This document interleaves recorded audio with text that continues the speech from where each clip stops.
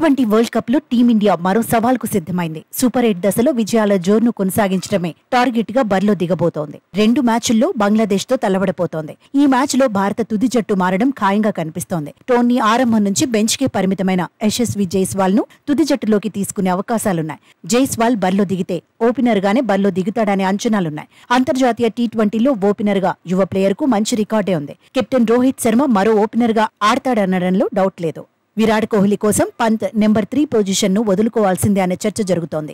అంతర్జాతీయ T20లో మాజీ కెప్టెన్ ఎక్కువ మ్యాచ్ల్లో వన్ డౌన్ లోనే బరిలో దిగాడు. ఐపీఎల్లో మాత్రం ఓపెనర్ గా బ్యాటింగ్ చేస్తున్నాడు. గత సీజన్లో ఆర్సీబీ తరపున మెరుగ్గా రాణించాడు. అత్యధిక పరుగులు చేసిన ప్లేయర్ గా నిలిచాడు. ఆరెంజ్ క్యాప్ ను అందుకున్నాడు. కానీ వరల్డ్ కప్ లో పరుగుల మోత మోగించలేకపోతున్నాడు. కోహ్లీ వన్ డౌన్ లోకి మారితే పంత్ మరో స్థానానికి వెళ్లాల్సి ఉంటుంది. నిజానికి నెంబర్ 3 బ్యాటర్ గా రిషబ్ అద్భుతంగానే ఆడుతున్నాడు. వరల్డ్ కప్ లో ఇప్పటి వరకైతే ఇంపాక్ట్ చూపించాడు. కానీ కోహ్లీ కోసం బ్యాటింగ్ ఆర్డర్ లో వెనక్కి వెళ్లక తప్పేలా లేదు.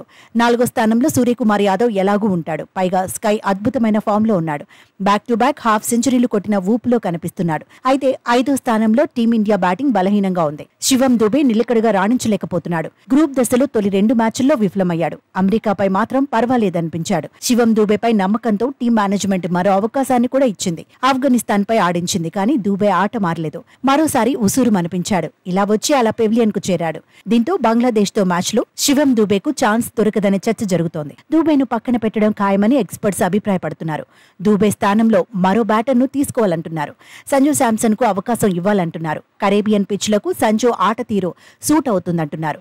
ఇక టీమిండియాకు ఆల్రౌండర్లుగా హార్దిక్ పాండ్యా, అక్షర్ పటేల్ కీలకం. వైస్ కెప్టెన్ పాండ్యాపై బాధ్యత ఎక్కువగానే ఉంది. అక్షర్ కూడా బెటర్ గానే రాణిస్తున్నాడు.